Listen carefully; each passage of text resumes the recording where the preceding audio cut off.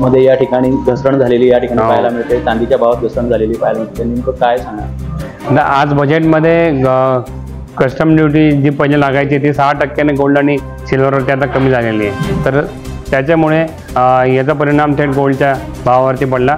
सोन्याचे भाव सकाळपर्यंत 73,000 रुपये होते आणि आता ते 70,700 आहे आणि चांदीचे भाव आहे 90,000 रुपये होते, आता 87,000 रुपये आहे. तर ही ग्राहकांसाठी खूप आनंदाची गोष्ट आहे, कारण की ग्राहकांनी 76, 74, 73 असे भाव पाहिलेले होते.